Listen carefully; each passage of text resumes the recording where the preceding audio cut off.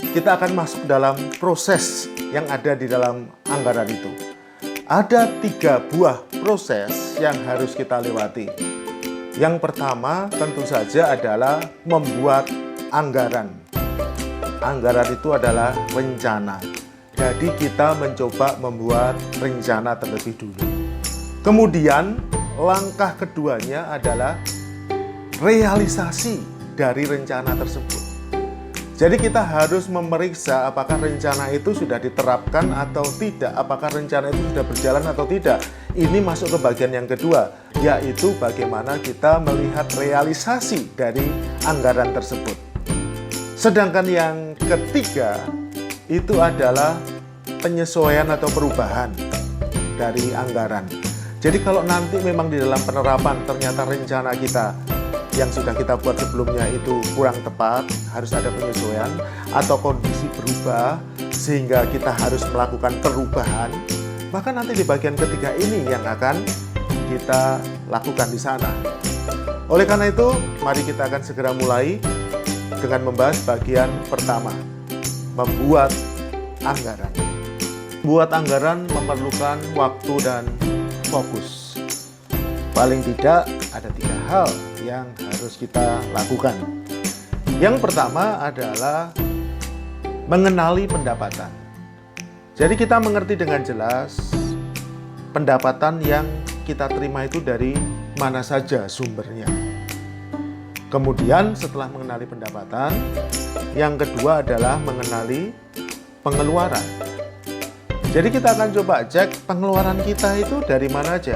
Pengeluaran yang sering kita lakukan, yang reguler kita lakukan seperti apa, dan kemudian pengeluaran yang kadangkala kita keluarkan seperti apa. Kita kenali semua pengeluaran yang kita lakukan.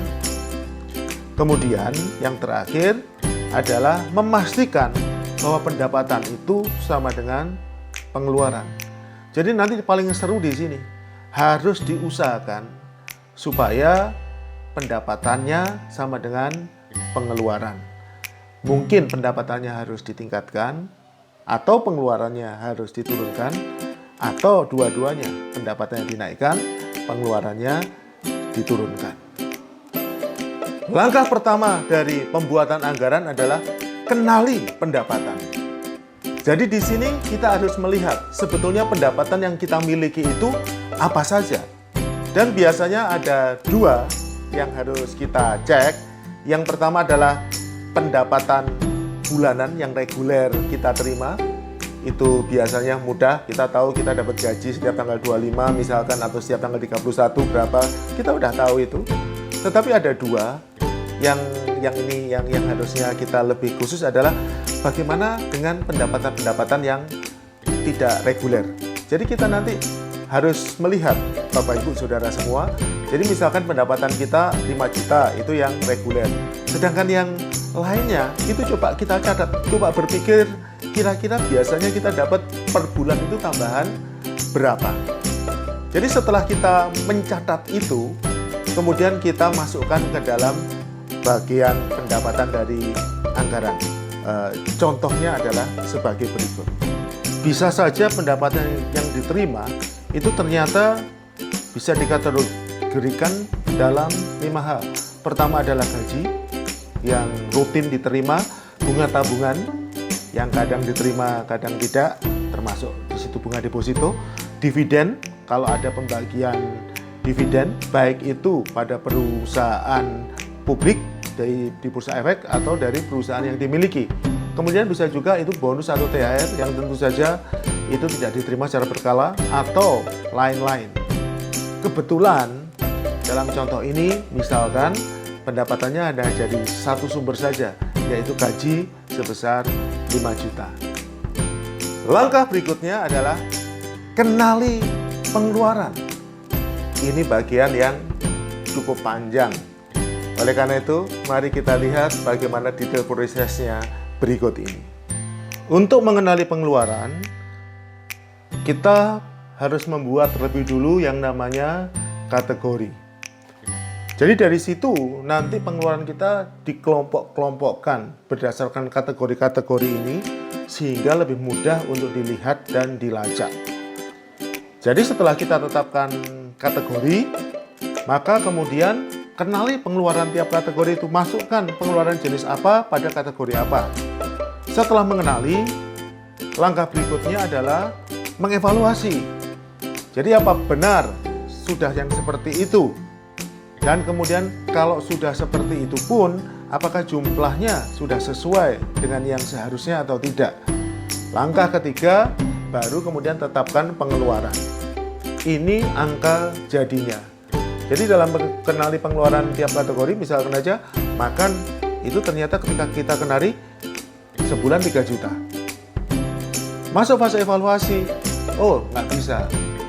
Makan harusnya dievaluasi. Setelah proses ternyata 2 juta.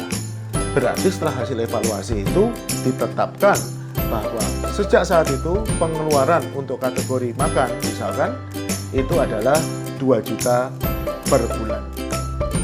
Jadi secara umum biasanya kategori itu dikelompokkan menjadi ya sekitar 14 kategori. Mulai dari yang pertama, menurut kita yang paling penting adalah investasi di surga. Itu jumlahnya harus 10%. Kemudian setelah itu pajak, setelah itu pinjaman. Nah, kalau nanti dilihat pinjaman itu jumlahnya harus tidak boleh lebih dari 30%. Kemudian ada tabungan dan investasi, ada makanan, ada utilitas, ada pakaian, ada hiburan dan hobi, ada rumah, ada transportasi, ada asuransi, ada anak, ada kesehatan. Terus kemudian masukkan rupa-rupa di situ untuk semua pengeluaran yang belum ada kategorinya. Jadi 14 ini biasanya akan membuat kita mudah untuk melacak apa yang kita lakukan.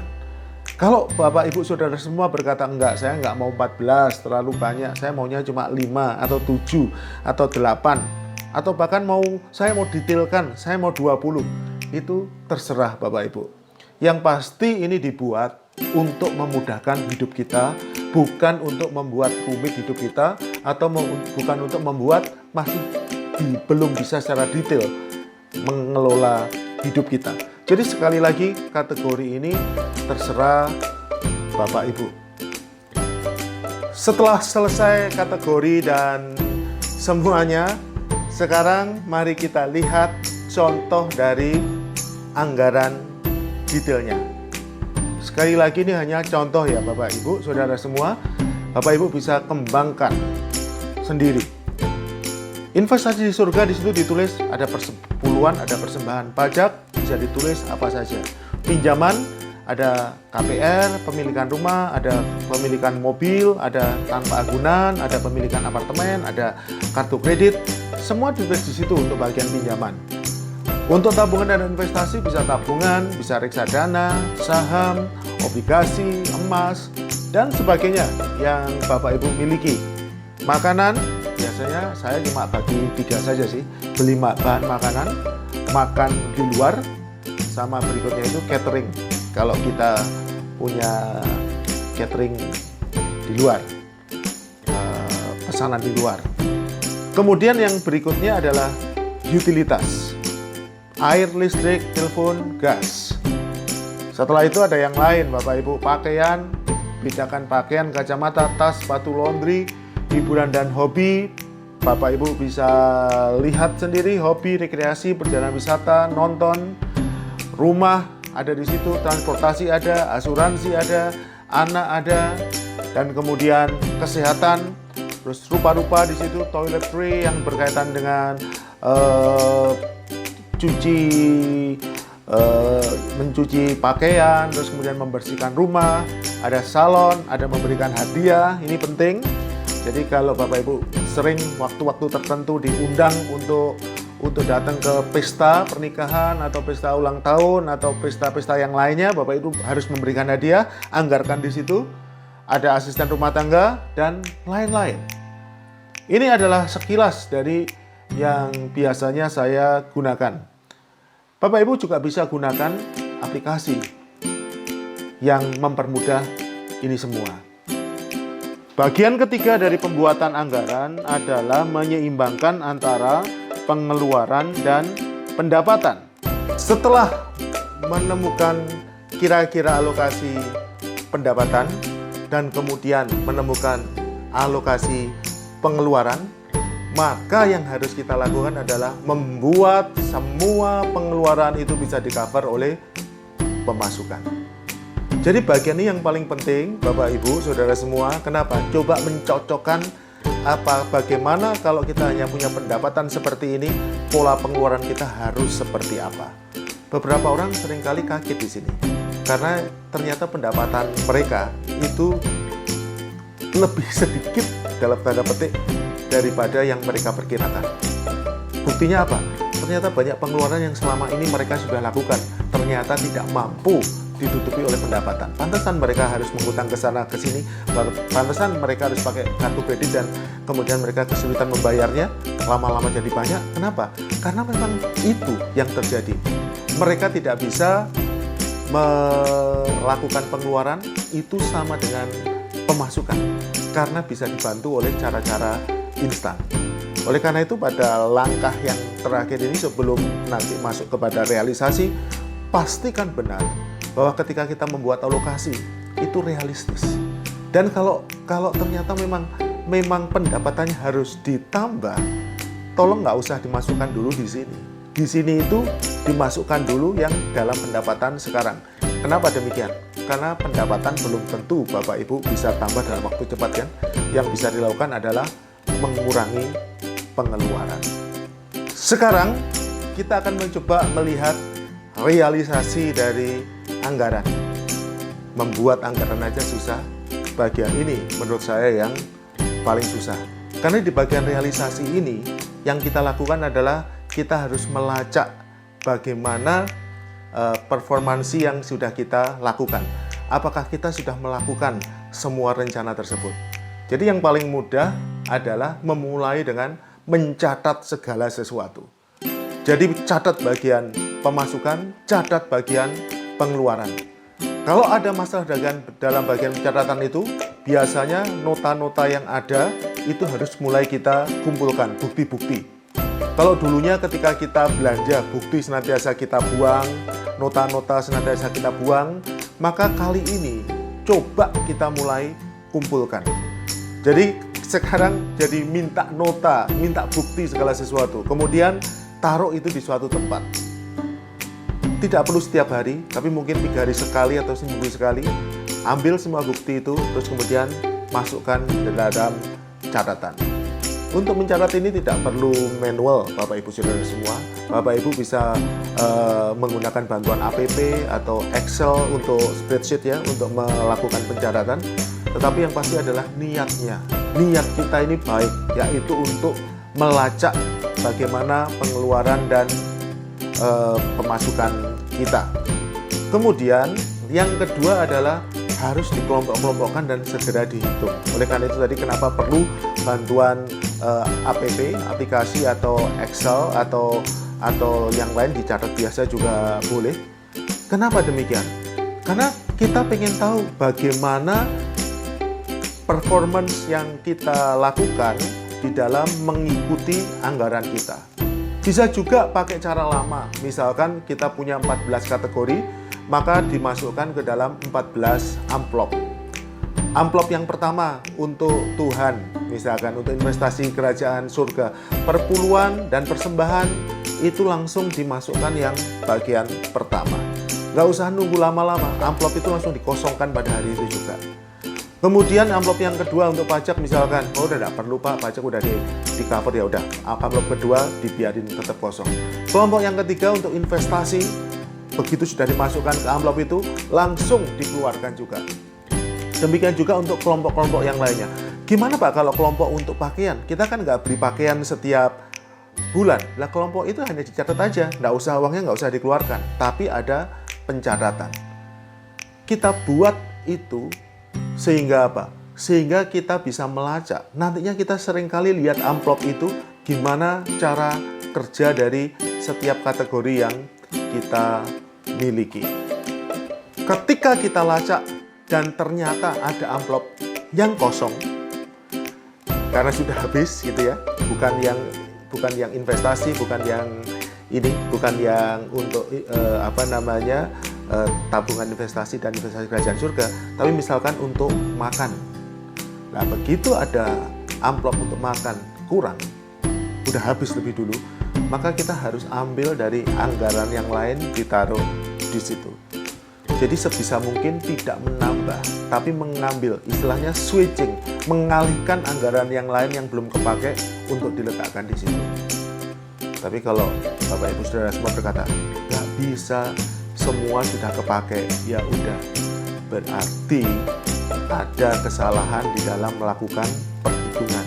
Jangan merasa bersalah, ini adalah proses, berarti coba itu dinaikkan sedikit, disesuaikan.